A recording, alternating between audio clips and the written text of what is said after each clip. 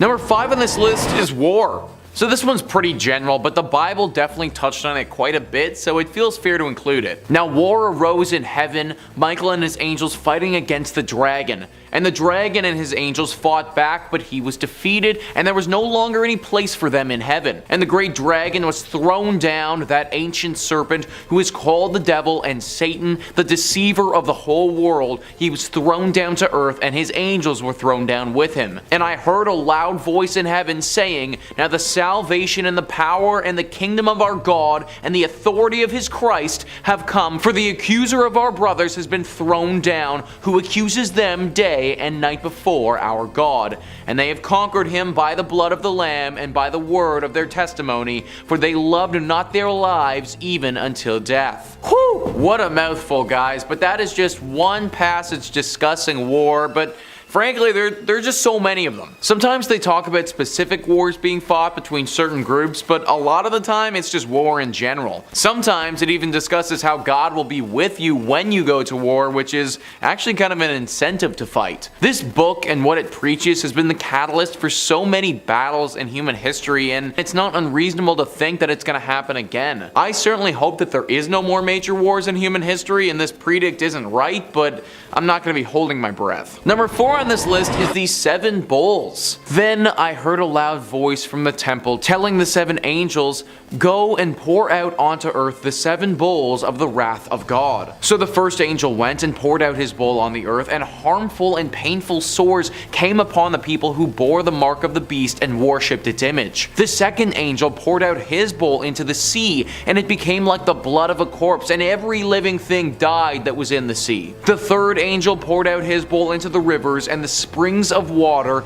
and they became blood. And I heard the angel in charge of the waters say, "Just are you, O Holy One, who is and who was, for you brought these judgments." That's a passage from the Bible, and those are only 3 of the bowls. There are literally 4 more of these things that get even worse. The 4th one causes the sun to burn people. The 5th one covers the world in darkness and has people bite their tongues off. The 6th one dries up a massive river, and the 7th one causes huge earthquakes. So not really the best of times if you ask me. Now let's be real, folks. Are all of these things gonna happen all at once? Probably not. But some of it definitely could. Is there a reality where I see all of the fish in the oceans getting poisoned by something and then ultimately destroying the worldwide ecosystem? Potentially. Could I see a massive earthquake ravaging parts of the world and causing a horrible chain reaction killing millions? Yeah, I mean, it could happen. All of these bowls are pretty horrible, and we just have to hope that none of these things happen to us now, because the ramifications, they'd be pretty catastrophic. Number 3 on this list is the persecution of Christians. Religion, although it can do great good, has also caused horrible evil. Throughout history, we can see that religion is basically the leading cause for humans to start fighting each other. What someone believes and the rules to which they govern their life is really important to us humans, and Christianity is no different. The Bible has talked a bunch about the persecution of Christians before. We are afflicted in every way, but not crushed, perplexed, but not driven to despair, persecuted, but not forsaken, struck down, but not destroyed, always carrying in the body the death of Jesus, so that the life of Jesus may be manifested in our bodies. For we who live are always being given over to death for Jesus' sake, so that the life of Jesus also may be manifested in our mortal flesh. So death is at work in us, but life in you. That's just one of the passages in the Bible talking about it, but we also have some other ones that are just straight to the point, reading, "Indeed, all who desire to live a godly life in Christ Jesus will be persecuted." Now, Christians being persecuted is nothing new. This is a prediction that's actually already come to fruition many times over. Like I said before, religion has started many wars in the past, and the persecution of Christians has certainly been a reason for a couple of them. It's possible that this isn't actually done though. I'd like to believe that the world is getting to a place where one can believe what they choose to believe, and that's fine for them, but the fact of the matter is we just simply aren't there yet. There has always been and continues to be the persecution of not just Christians, but tons of groups groups with all different beliefs. It's sad to say, but this might not be over yet, and this prediction may continue to be proven correct. Number 2 on this list is famine. For probably most of the people watching this video, famine, or the thought of going hungry, most likely isn't that close to you. However, there are still millions of people in the world that suffer greatly from famine and die from it all the time. There will be great earthquakes and in various places famine and pestilences, and there will be terrors and great signs from heaven. Famine is mentioned a lot in the Bible, and I think it was probably a sign of the times. We have to remember that when the Bible was written, the world was not nearly as advanced as it is today.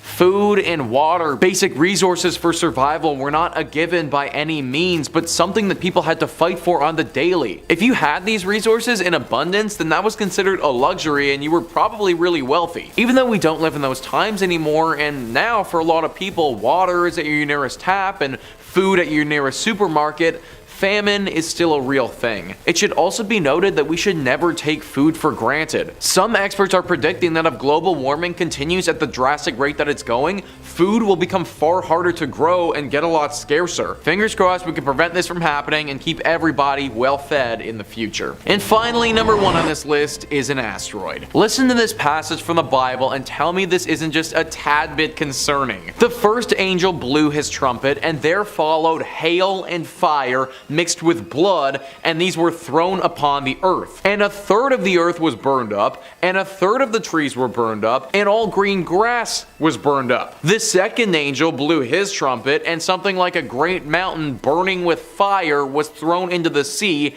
and 1/3 of the sea became blood. 1/3 of the living creatures in the sea died, and 1/3 of the ships were destroyed. The third angel blew his trumpet, and a great star fell from heaven, blazing like a torch, and it fell on 1/3 of the rivers and on the springs of water. The name of the star is Wormwood.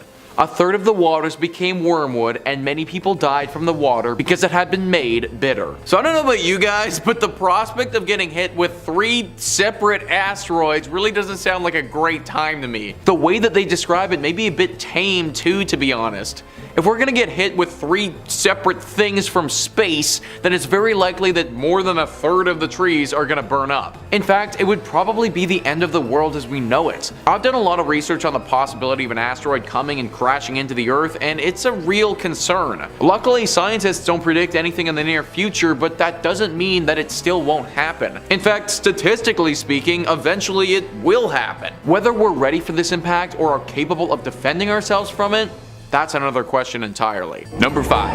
The Great Fire of London. The Great Fire of London was caused in 1666 after a bakery caught flame and spread rapidly throughout the city, engulfing the city in a storm of flame that lasted for a 3-day blaze, consuming just about everything in its path. The bakery was owned by Thomas Fariner, who went on record saying he was very, very, very sorry. It was the kind of freak accident that no one could have possibly seen coming, except of course if you were renowned predictor and possible psychic Michel de Nostradamus, who had this eerie prediction written down. Listen to this little quatrain. The blood of the just will commit a fault at London.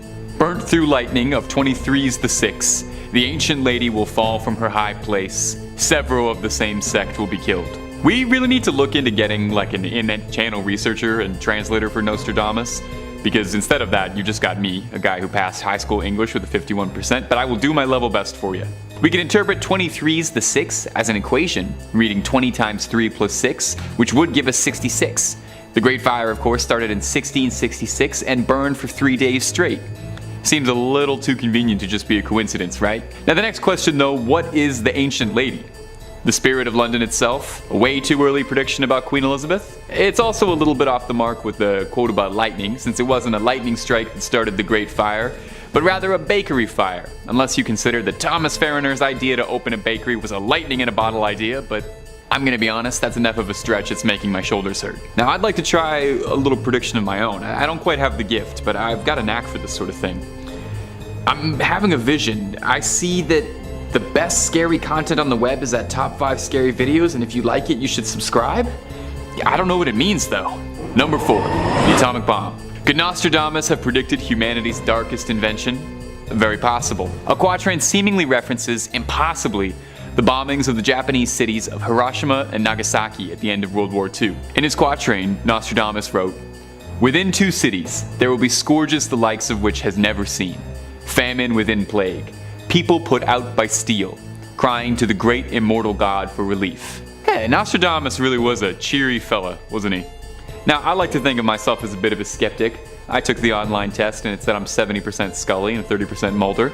But even I've got to admit this one lines up pretty eerily. The 2 cities could very easily be referring to the 2 cities of Hiroshima and Nagasaki. The scourges the likes of which is never seen, being about atomic weapons as a whole, the controversial nature of which goes without any further explanation.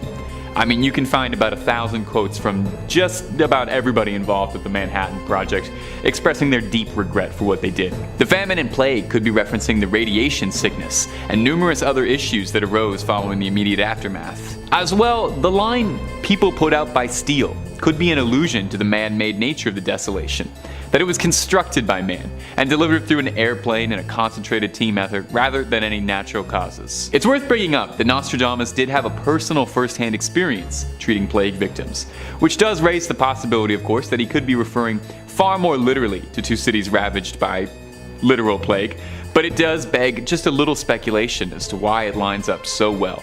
Number 3. JFK. John F. Kennedy Jr. is probably one of the most famous and tragic presidents in American history, whose term was infamously cut short by an assassin. The ancient task will be completed from on high. Evil will fall on the great man. A dead innocent will be accused of the deed. The guilty on will remain in the mist. Okay, there is a lot to uncover and unpack here. Firstly, a dead innocent will be accused of the deed. Now, the official story is that Lee Harvey Oswald was the assassin of JFK, although 2 days after his arrest, he was fatally shot.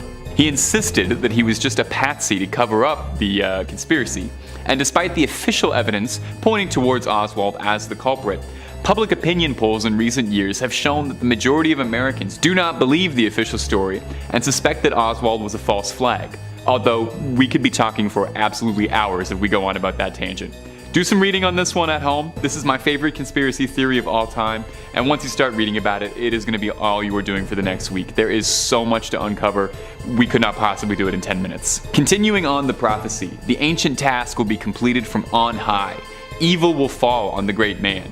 In a very literal sense, this could be referring to the fact that JFK was shot from an elevated position, but there is also a widely recognized conspiracy theory that JFK was ordered to be assassinated by his own government, which could possibly be referring to from on high. If Lee Harvey Oswald really was a cover story, like he claims and conspiracists claim, then that would mean that the guilty on will remain in the mist, possibly referring to the mystery that's lingered on about the event as a whole for 60 years. It's very likely we will never uncover the real story or the truth behind what happened that day. Maybe Nostradamus knew, but he's not telling us much these days. Doesn't pick up his phone that often, doesn't answer my calls. Number 2, King Henry II. King Henry II was, well, you can probably guess, he was the King of France for a bit. He was the King of France from 1547 until his reign was tragically cut short bitterly in 1559. A tragedy that had befallen the people of France as he was slain in an accident during a tourney. Who could have predicted it, of course, except, oh, you know how this bit goes by now. Let's all say it on 3. 1, 2, 3. Nostradamus. Of course he did. It's the title of the video. Alright, let's hear what the quatrain said. The young lion will overcome the older one. He will pierce his eyes through a golden cage. The 2 wounds will ensure a cruel death on the field of combat in a single battle. I like that, like all of Nostradamus' prophecies, sounds like something that a wizard would tell you in a cave before giving you a sacred sword and telling you to embark on a quest to save the kingdom. Anyway, let's put on our little interpreting cap. King Henry was accidentally mortally injured when during a joust, splinters from the broken lance of his opponent, Gabriel de Lorge, was lodged inside King Henry's eye.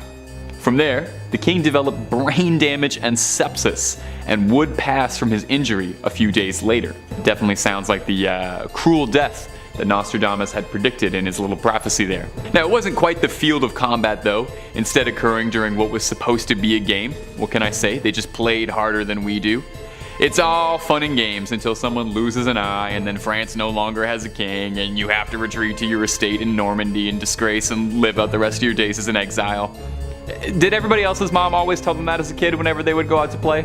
Nostradamus and King Henry II were actually personal friends, making this prediction just a little bit more tragic than usual. Nostradamus had referred to him as the invincible King Henry II, which is a bit ironic, sadly, since it turned out he was very vincible. Number 1. The French Revolution. Now, depending on where you lived in 17th century France, maybe you didn't think the French Revolution was actually that dark a thing. Maybe you thought it was great, actually. I did hear at one point there was some cake being passed around to everybody. Wouldn't know. Wasn't there. But I can tell you that Nostradamus did seem to predict the revolution almost exactly. Why don't you take yourself a little ear gander at this? From the enslaved people, songs, chants, and demands, the princes and lords are held captive in prisons. In the future, by such headless idiots, these will be taken as divine utterances. Before the war comes, the Great Wall will fall, the king will be executed, his death coming too soon will be lamented. The guards will swim in the blood, near the river Seine, the soil will be bloodied. Hey, this one I almost don't even need that translator for. I feel like I can actually kind of understand this one, straight up. It sounds fairly plain and simple, and really just sounds like someone describing the French Revolution. The Great Wall falling could be referring to the storming of the Bastille prison, which was located near the Seine River, and was a site of criminal execution. This is where the guillotine was, and the beginning of the revolution. Could the guillotine be referring to literal headless idiots? The king will be executed? Well, that definitely happened. The only difference in Nostradamus' prediction is that he said it would be lamented. And while I'm sure the king's royal family was very upset, the people of France at the time seemed pretty excited to see him go. The soil being bloodied could be a dramatization or a metaphoric way of speaking to all the violence conducted in the name of the French Revolution.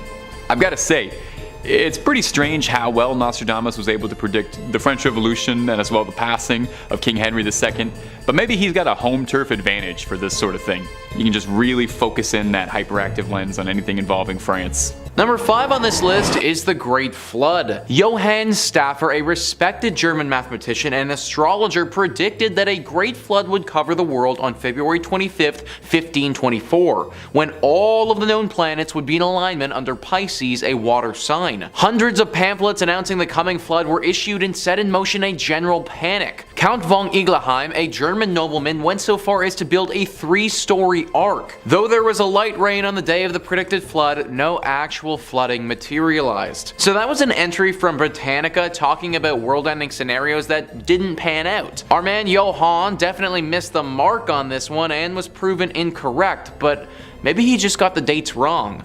Potentially, he was just 500 years too early. Fast forward 500 years to present day, and we are now on the verge of potentially a great flood again. The world is heating up and the ice caps are melting faster than they ever have. 1.2 trillion tons.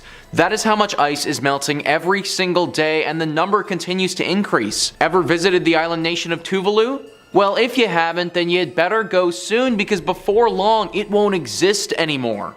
It's currently getting flooded by rising sea levels, and there's an evacuation in order to move all the citizens to New Zealand. This flooding won't just happen to Pacific Island nations either, but it's coming for all of us. Here's a map of North America if all the ice melted in the world. There are a lot of major cities on that map that are now totally underwater. This is going to happen worldwide, and we'll have millions, maybe even billions of people out of their homes with nowhere to live. The fallout would be absolutely catastrophic and could cause the end of the world. Number 4 on this list is a water shortage. So we actually just talked about how there might be too much water, but what about the total opposite of that? Not enough. Well, Baba Vanga is back once again to say that she believes 2022 is the year that the world deals with its most detrimental water shortages yet. When I say water shortages in this context, I'm not referring to ocean water, I'm referring to drinking water and the lack of it. Already there are many countries in the world that suffer from a lack of clean drinking water. Something that a lot of us take for granted these days is an everyday struggle for those living on the opposite side of the world. Sadly, Baba Vanga thinks it's only going to get worse. What does a lack of drinking water mean? Well, it means that a lot of people are going to die.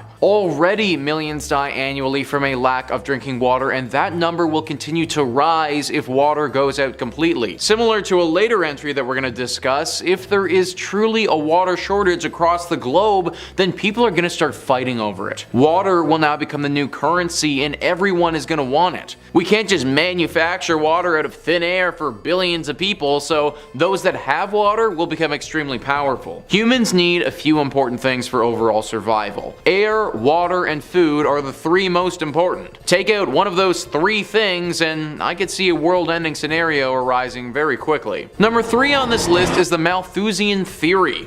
Now, I've actually talked about this theory before in a similar video, but I think I need to bring it up in this video as well. Malthusianism, as defined by Wikipedia, is the idea that population growth is potentially exponential, while the growth of the food supply or other resources is linear, which eventually reduces living standards to the point of triggering a population die-off. This theory was by Thomas Robert Malthus and was proposed several hundred years ago. If we think about it, then it does make a decent amount of sense.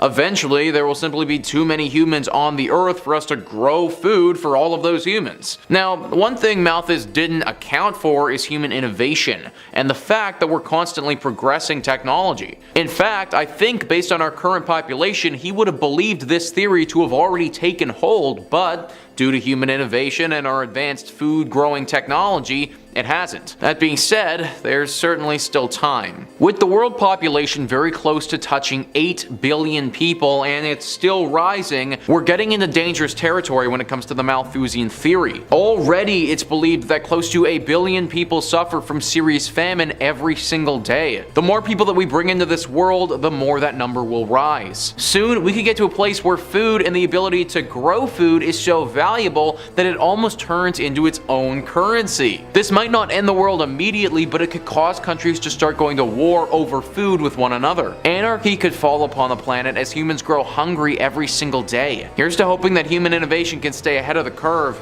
and keep everybody well fed. Number 2 on this list is painful, violent, and bloody business. Alright, so that's a bit of a weird title for an entry, but that's actually part of a quote from Boris Johnson, the Prime Minister of Britain. In that quote, he's referencing Russia and their potential invasion of Ukraine. If you guys were unfamiliar, then right now there is a very real and very serious threat that the Russians attempt to invade Ukraine. This is because recently they mobilized roughly 100,000 of their troops and put them at various points across the border to Ukraine. Other world leaders have seen this and are accusing Russia of planning an invasion, but Putin adamantly denies it, basically saying that he can move his troops wherever he likes in his own country. This may be true, but the writing is on the walls.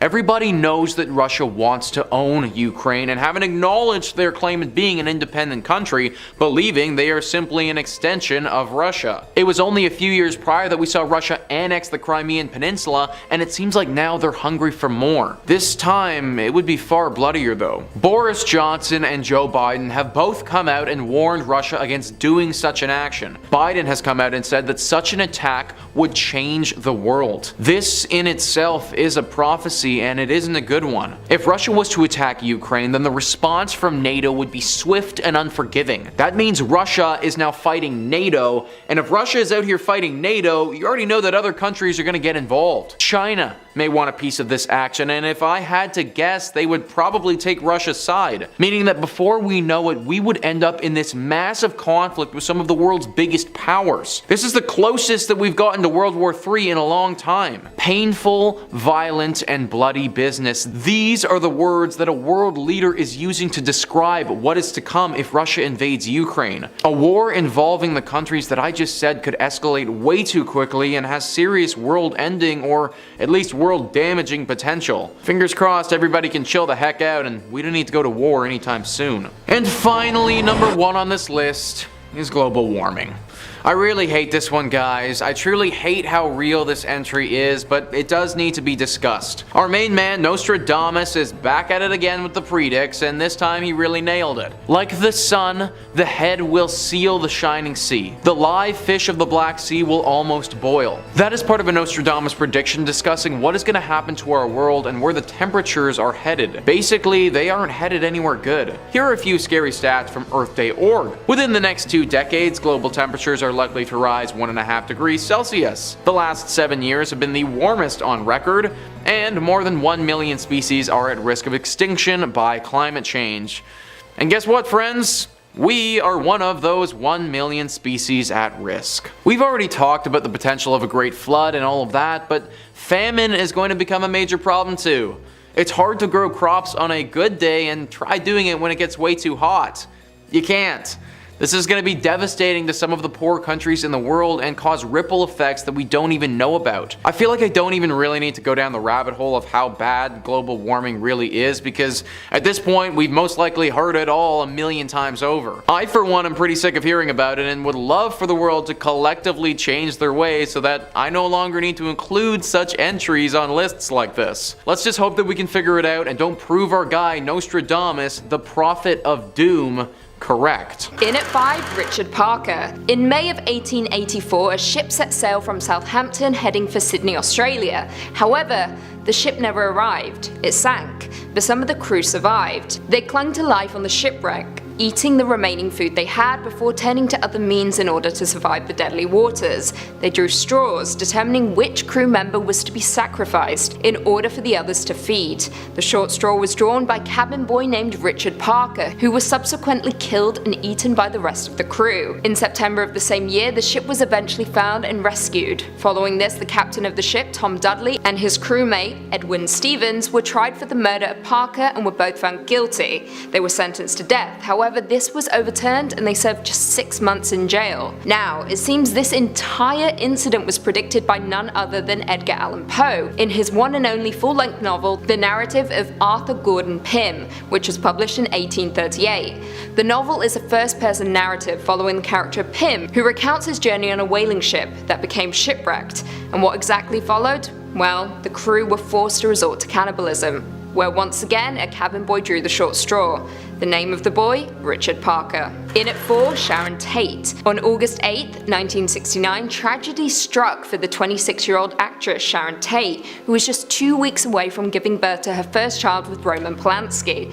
Tate had 3 friends over to her house. However, shortly after midnight they were all murdered by members of Charles Manson's cult. One body was found shot in his car, and Tate was found inside her home, strung by a rope with up to 16 stab wounds, 1 in her pregnant belly. Now, according to an article, Tate may have foresaw her own demise. In one interview with Dick Kleiner, Tate informed him of a strange vision she had had. The vision took place in 1967, at which point Tate was dating hairstylist Jay Sebring. She was sleeping in Sebring's house alone while he was out of town, which is when she reported experiencing a funny feeling. She reported seeing a small man in the bedroom with her. She said, I quote, "I saw something or someone tied to the staircase. Whoever it was, and I couldn't tell if it was a man or a woman, but knew somehow that it was either Jay Sebring or me. He or she was cut open at the throat." Both Tate and Sebring were ultimately murdered on the night of August 6, 1969, Tate being strung up by a rope. In at 3, the Great Fire of London. From Sunday, September 2nd to Thursday, September 6th of 1666, the worst fire in London's history occurred, the Great Fire of London. It gutted the streets and homes of many, consuming 13,200 houses, 87 parish churches, and St. Paul's Cathedral. Now, the death toll has always been questionable, as there were only 6 reported deaths. However, it is likely this was a grave miscalculation, and that in fact many more deaths occurred from the blaze. Now, this deadly catastrophe was in fact predicted by Nostradamus in 1555 in his book Les Prophecies. In the chapter Century 2, the following 2 lines appear: "The blood of the just will be demanded of London, burnt by the fire in the year 66. It seems oddly accurate to just be a coincidence, don't you think? In at 2, Titanic. On April 14, 1912, the starboard side of the RMS Titanic struck an iceberg, creating a number of deadly holes below the waterline of the ship. Titanic began to sink, bow first, into the freezing cold waters of the North Atlantic. Now, all passengers should have survived, however the Ship of Dreams was ill prepared for such an event, and not enough lifeboats were available, leaving many passengers' fate left up to the waters below. 2 hours and 40 minutes after the initial crash, Titanic split in 2 and sank to the bottom of the Atlantic. taking 1,500 poor souls with it. Only 710 people survived, giving history one of the ocean's deadliest disasters. Jumping back to 1898, Morgan Robertson's novella was published titled Futility is centered on the ocean liner Titan as it hits an iceberg in the North Atlantic Ocean and quickly sinks. It's worth noting that in the novella, the Titan was described as unsinkable. Sound familiar? The crash of Titan occurs in the month of April, but not only that, but the majority of passengers aboard died due to the lack of lifeboats available. Creepy. Number 5.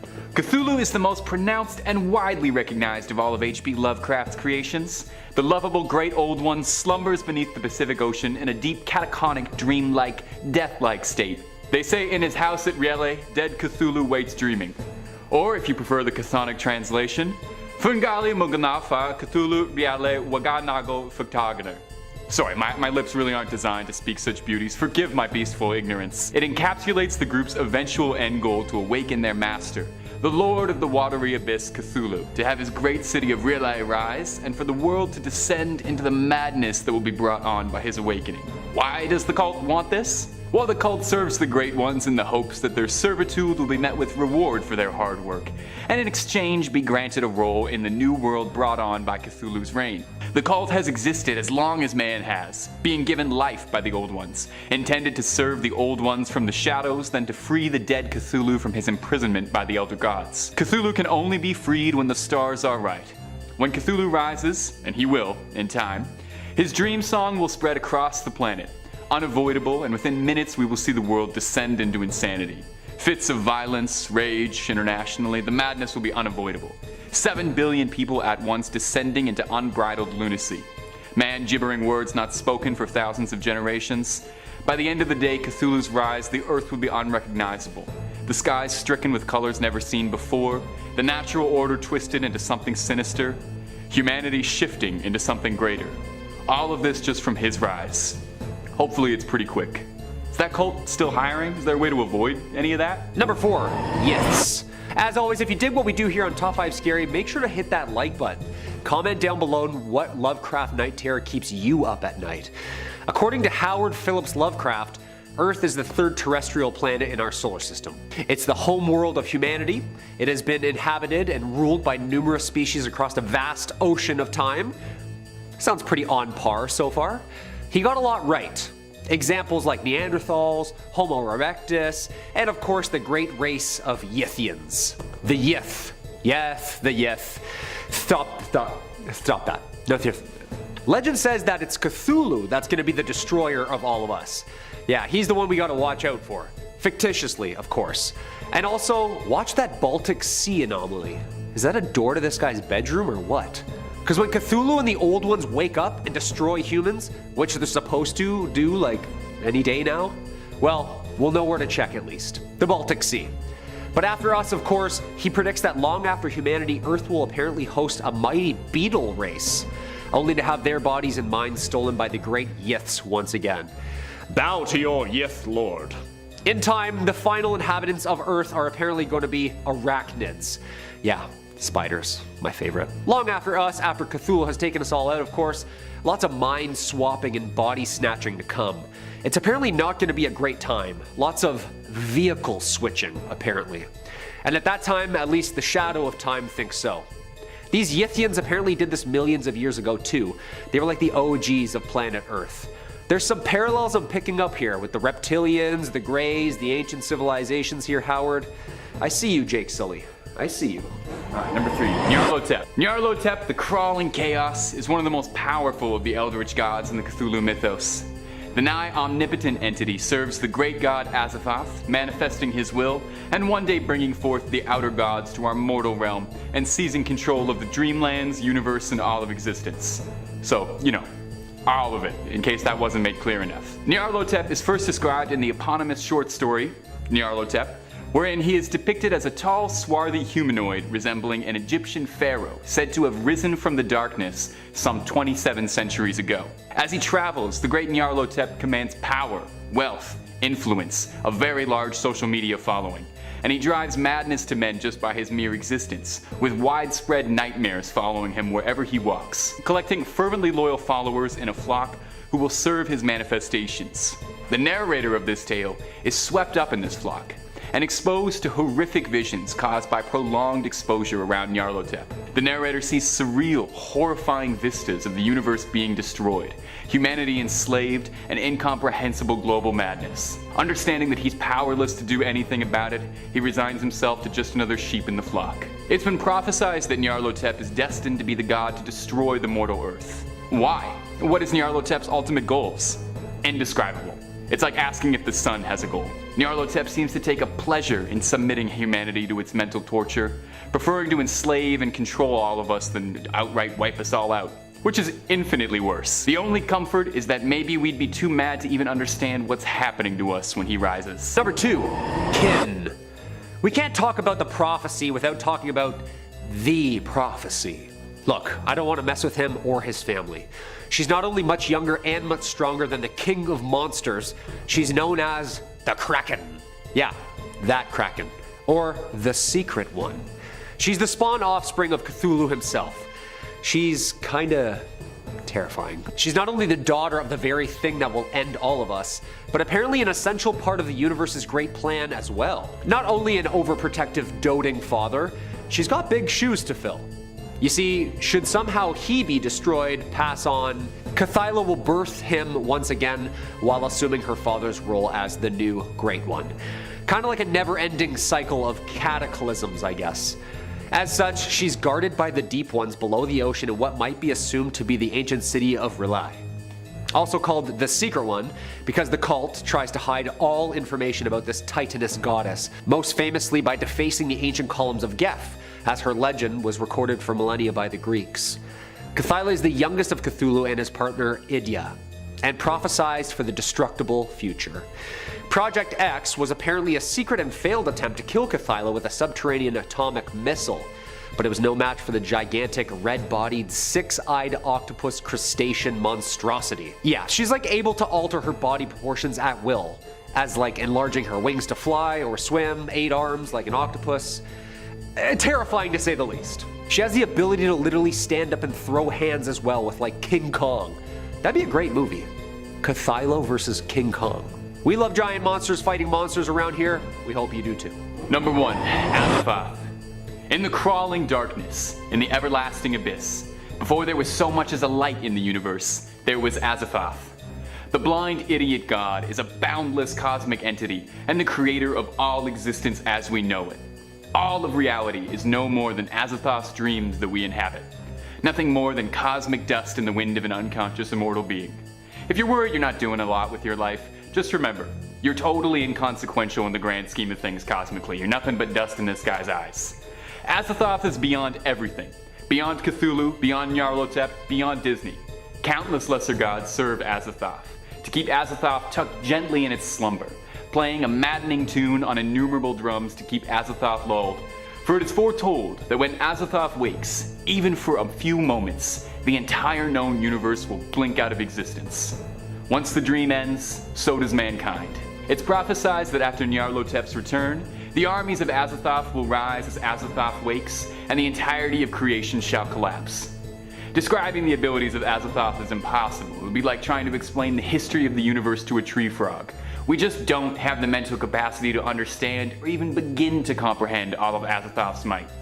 It exists beyond human concepts. It exists beyond physics. It exists beyond the universe. Is this coming across? Azathoth is everything. The stars, the skies, the cosmos, all of it is nothing more than a fleeting thought in the back of Azathoth's incomparable mind. And this is the core tenet of Lovecraft's work. We are just insignificant when faced with the unending power of the Elder Gods. It's impossible to stop Azathoth. It's not a matter of if Azathoth shall wake, and a matter of when. And when it does, we're going to be utterly helpless to stop it. Luckily, it's just a story, right? Right? Number 5 on this list is the rise of artificial intelligence. The moon in the full of night over the high mountain, the new sage with a lone brain sees it. By his disciples invited to be immortal, eyes to the south, hands in bosoms, bodies in the fire. That was a poem from the one and only Nostradamus. Probably the most famous prophesizer of all time, if that's even a thing. Nostradamus was a French astrologer and seer and is most known for his work called the Prophecies, where he pops the heck off and prophesizes pretty much the entire world's future. This poetic quatrain that I read is from that book, and people believe it to be in reference to artificial intelligence taking over. Right now, AI is definitely the craze. Pretty much any billionaire who's anybody is currently investing insane amounts of money into AI, thinking it'll be the way of the future. At the same time though, a lot of them are coming out and warning us about how dangerous this could be when AI is able to get consciousness. Well, in this poem, Nostradamus says the new sage with a lone brain sees it, and people think that's in reference to AI getting consciousness. This is the new sage and it can only know. Then he goes on to say that there are bodies in the fire and all that jazz, and that just really doesn't sound like a fun time at all. Experts still think that we're a ways away from getting AI to reach full consciousness, but they're pretty much all in agreement that it's going to happen one day. They're also pretty much in agreement that computers and robots will be smarter than humans because they can just take in more information and process data way quicker than we would ever be able to. Comment down below when you think AI is going to start causing serious problems for humans. Is it in 2022 or do we still have a bit more time left? Number 4 on this list is the Rapture.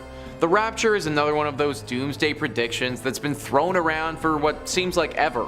According to Wikipedia, the Rapture is an eschatological theological position held by some Christians, particularly within branches of American evangelicalism, consisting of an end-time event when all Christian believers who are alive, along with resurrected believers, would rise in the clouds to meet the Lord in the air. Basically what this means is that for those devout Christian followers, life is going to get pretty awesome, but for everyone else, life on Earth is going to suck. People have speculated that the Earth would turn into a hell-like place where demons roam the streets. As you can probably imagine, this would be pretty bad and wouldn't be the greatest existence ever.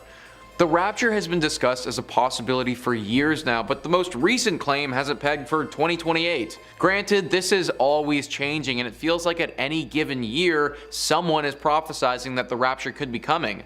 At this rate, it feels like it could come tomorrow, but nobody really knows. If the Rapture was to happen though, no reason to think that 2022 couldn't be the year. Number 3 is an asteroid. Now, an asteroid hitting Earth has been talked about as a potential doomsday world-ending scenario for pretty much as long as we've been aware of asteroids. We've talked a lot about this on this channel before, and depending on the size of asteroid, the entire planet could be totally wiped out. In fact, this has gotten some more attention in pop culture recently with the movie Don't Look Up.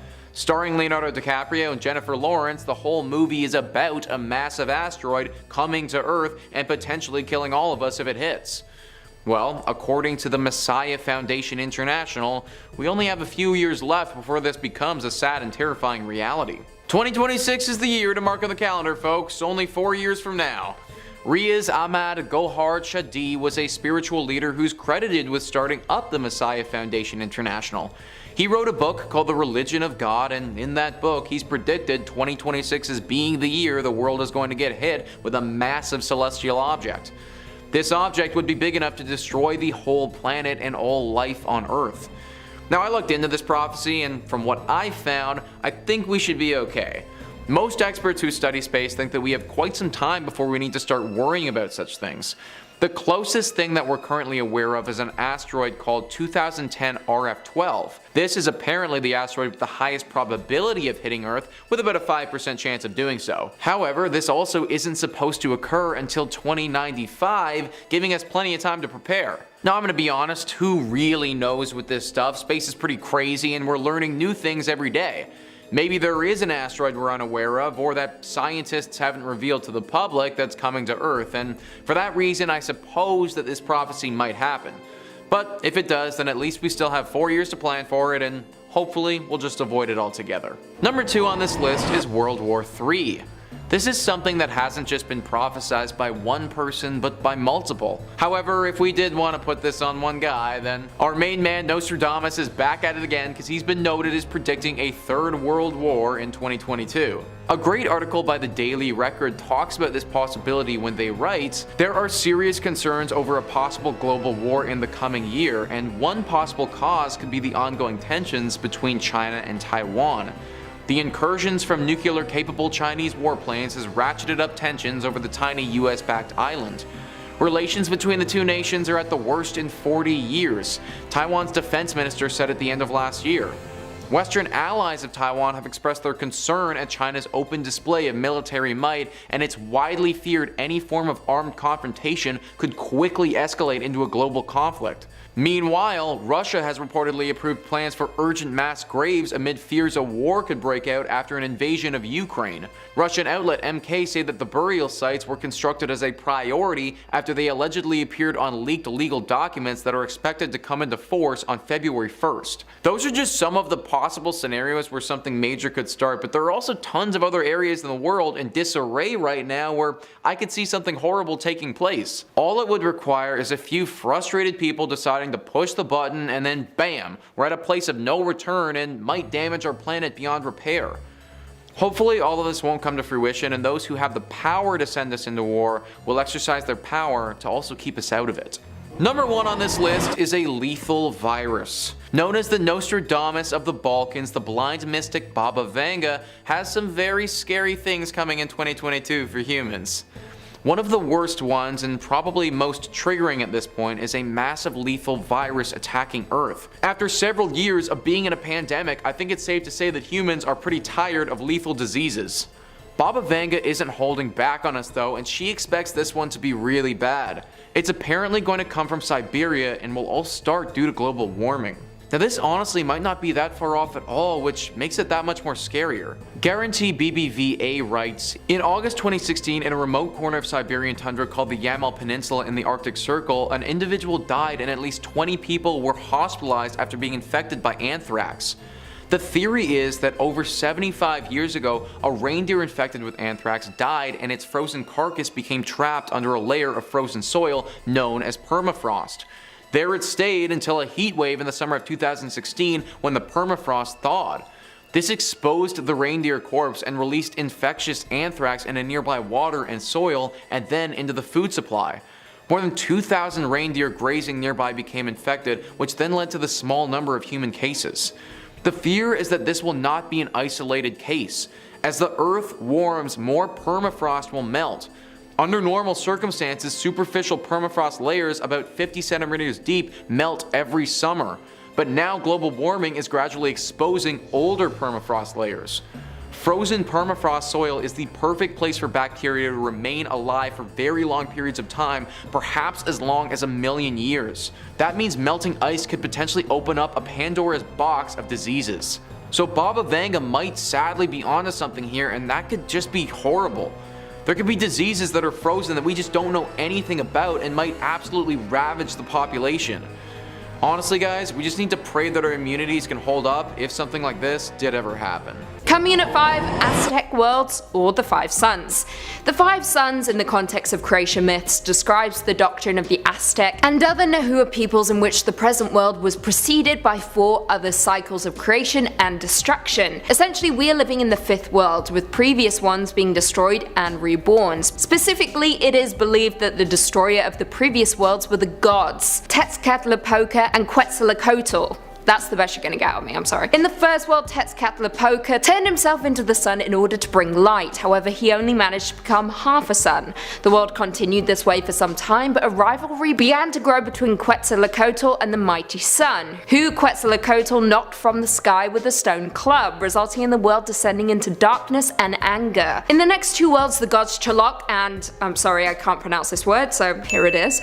Insert it here, between my hands so they can read it, were tricked by Tezcatlipoca into destroying them using fire and floods. Now the 5th, the one we are believed to be living in, is said to one day be destroyed by earthquakes. The sun will go black and... this is a new guy. The sun will go black and Sismitl will slay all of humanity. Fun times, can't wait, sign me up. As long as I don't have to pronounce their names. Coming in at 4, Christian Armageddon. Thanks to the Book of Revelations, we have a very long and detailed description of the apocalypse and everything that comes along with it. So allow me to explain it to all of you who have no idea what I'm about to talk about. The Book of Revelations, also known as Revelation to John or the Apocalypse of John, this is the final book of the New Testament and therefore also the final book of the Christian Bible.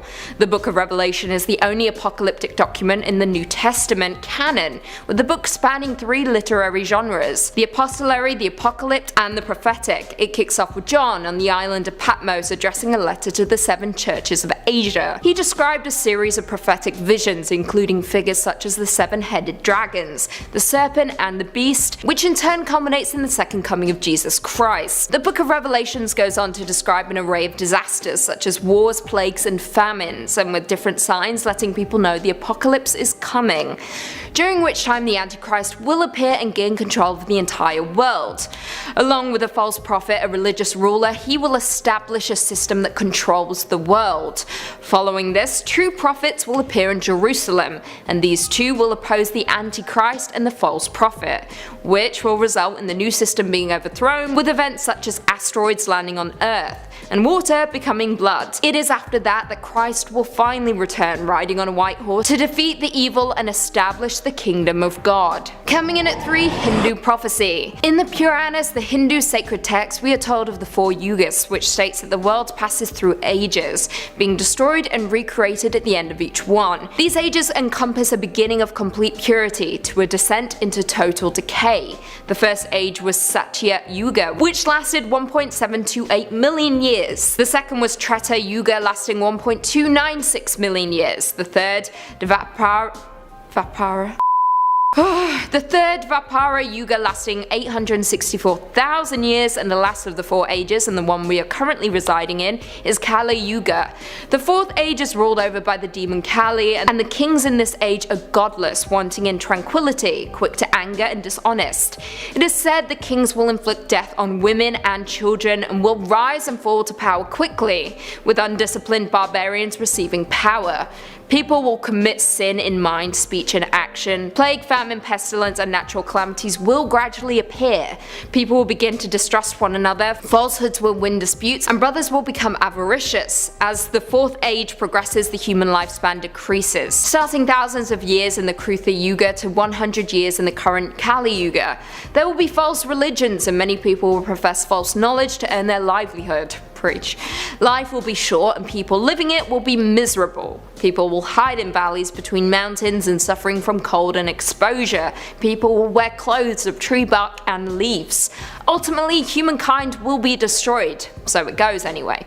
However, the prophecy goes on to state, I quote, "At this time of evil, the final incarnation of Vishnu, known as Kalki, will appear on a white horse. He will amass an army of those few pious souls remaining. These, together with all the incarnations of the Godhead which have appeared throughout human history, will destroy all demons and sins in the world." So there is good in the darkness, we just have to be patient. Coming in at 2, Hopi prophecy. Now, for those who don't know, the Hopi maintain a complex religious and mythological tradition stretching back over centuries, and is incredibly difficult to definitively state what all Hopis as a group believe. I also believe it's Hopi. Could be Hopi. However, what we do know is the Hopi in North America once believed that the world was cyclical and had succumbed to catastrophes 3 times due to people's disregard for the planet and its creator. The Hopi believe in different worlds, and that we are currently in the 4th world. The first time the world ended due to fire, the second time it was because of ice, and the third time a flood ended everything.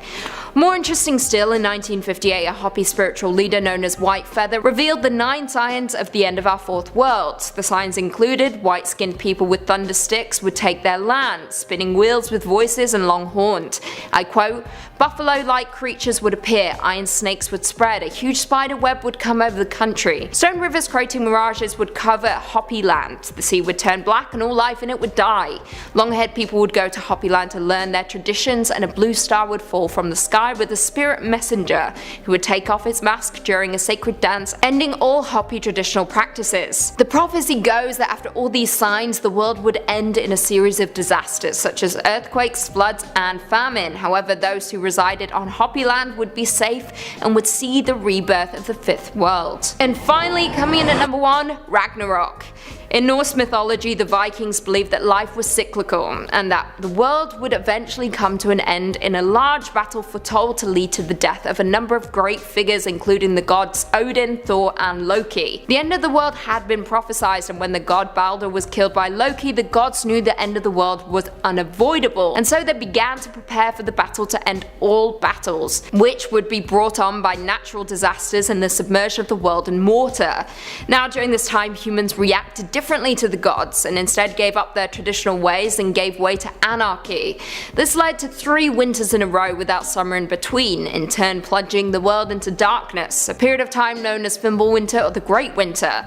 Now, a lot goes down during this time, so let me condense it for you. Loki and his son, the wolf Fenrir, had both been tied up in the 9 realms. However, they broke free and began to cause havoc across the world, which resulted in an army of ice giants attacking Asgard and killing its people. The entire world was torn apart and sank down into the ocean, leaving perfect silence and darkness behind. However, the Vikings believed that the world would resurface anew and fertile. The surviving and returning gods would meet, and the world would be repopulated by 2 human survivors. Ragnarok is perhaps one of the most important events in Norse mythology and has been the subject of scholarly discourse and theory in the history of Germanic studies.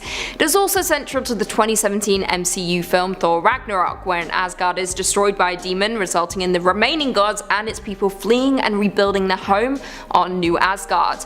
There is a lot more to it, but I don't have all day, so research. Number 5 on this list is the continued damaging effects of climate change. That's right guys, we're going there. In 2021, temperatures in North America had some record-setting numbers. Over the last few years, temperatures have been rising significantly, and 2021 was no different. The west coast of Canada and the United States were the hottest that they've ever been this past year in 2021, and we saw what rising temperatures can cause. Forest fires raged in British Columbia and in California, and with the temperatures continuing to rise, this will only get worse and worse. Something concerning as well is that the nighttime temperature was hotter than it's ever been. Typically, it's very hot in the day and then gets pretty cool in the nighttime. This allows our bodies to cool off when we sleep. However, in 2021, the temperature during the night didn't drop nearly as drastically as it usually does. And this is because the Earth is holding on to that heat in the atmosphere and it's having a hard time escaping. With all of this being said, and the fact that no real dramatic change has been made to our greenhouse gas emissions,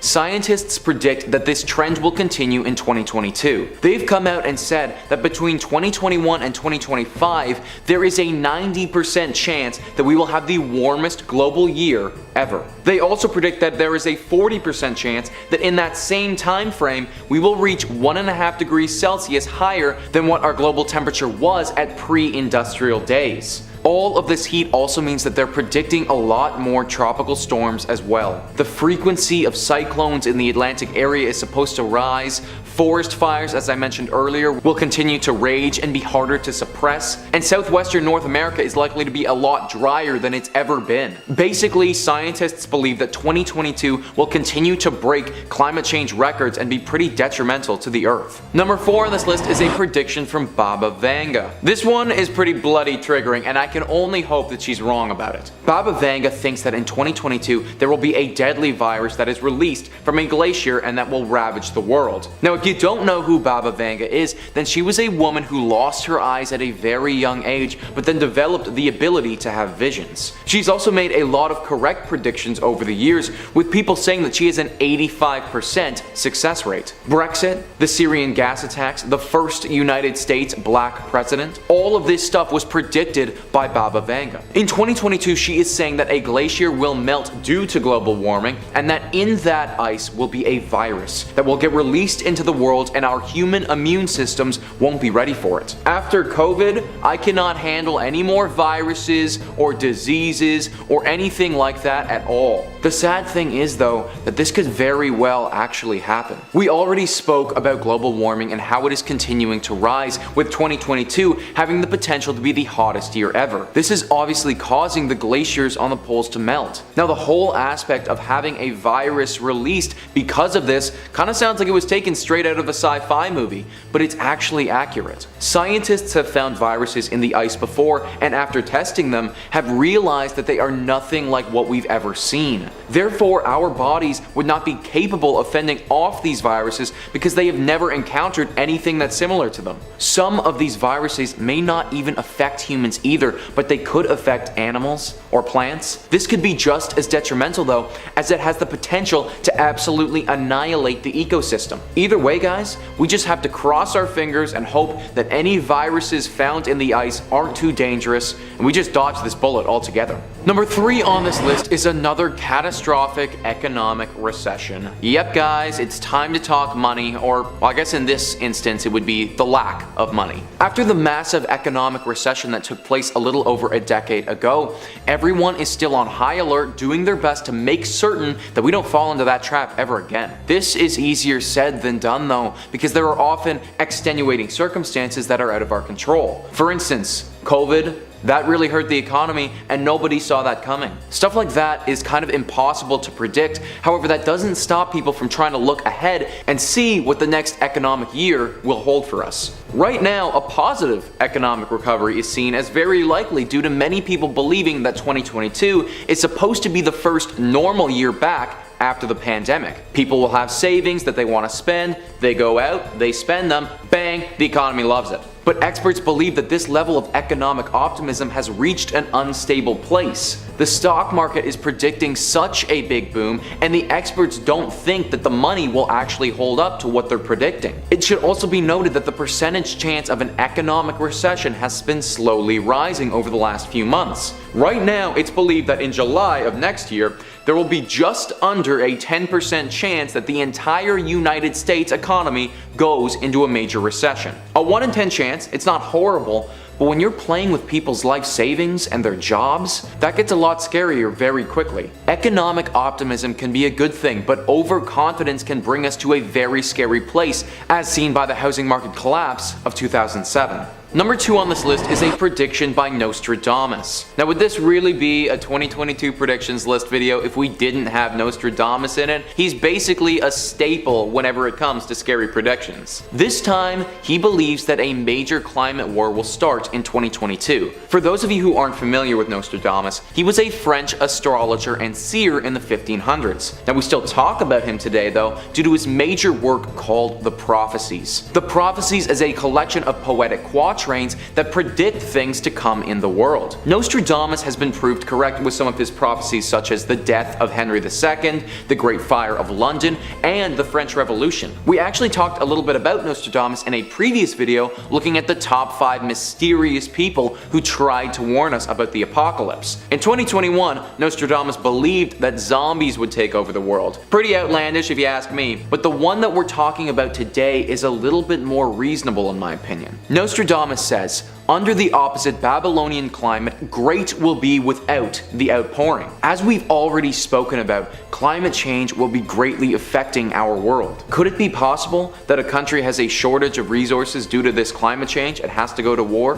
Potentially a lack of clean drinking water could cause some type of chaos between 2 nations? Maybe the world enacts new climate change laws that one country refuses to follow and therefore goes to war with some other nations. I'm not sure what it's gonna be, but all of these things, they could have potential. The one thing about Nostradamus is that he was never very specific with his predictions and often left it up for interpretation. But I do think that a war involving something climate based is certainly a possibility and would be particularly horrible because war could only ever hurt the climate even more. Number 1 on this list is another prediction from Baba Vanga about a dragon taking over the world. That's right folks, clearly Baba Vanga was a very busy lady while she was alive and had multiple predictions for the year 2022. In this one, she believes that a dragon will take over the entire planet. In fact, she is quoted as saying, "A strong dragon will seize humanity. The 3 giants will unite. Some people will have red money. I see numbers 100, 5, and many zeros." So we have a lot going on here. We have dragons, giants, money that is red, and some strange numbers that kinda came out of nowhere. If we take what Baba Vanga said literally, then I can almost guarantee you that it won't come true. In my entire living life, I have never seen a dragon before, and as much as I would love to believe that they're real, I think it's safe to say that one is not going to appear next year and ravage the planet. That being said though, if we break down what she said a little bit more, then there could be some serious truth in what she's saying. Specialists of Baba Vanga believe that when she is referring to a dragon, she's actually talking about China. The giants that she's referring to, interpreters believe, are the three biggest countries in Asia: China, Russia, and India. Therefore, they will unite as a force, and the dragon, China, will take over the world. The money being read could be in reference to yuan, and the denominations of 100 or 5 could be referring to some important monetary number of those yuan that hasn't been made clear to us at this point. Now, if we take her meaning as I just described it, it actually doesn't sound nearly as outlandish as it did when we were talking about dragons. However, this would be pretty freaking bad, because I can only imagine that the giants uniting and the dragon taking over the world would mean a massive all-out war. If China, India, and Russia are involved, that also means that the use of nuclear weapons would probably take place, in which case 2022, it's really gonna be a lousy year, guys.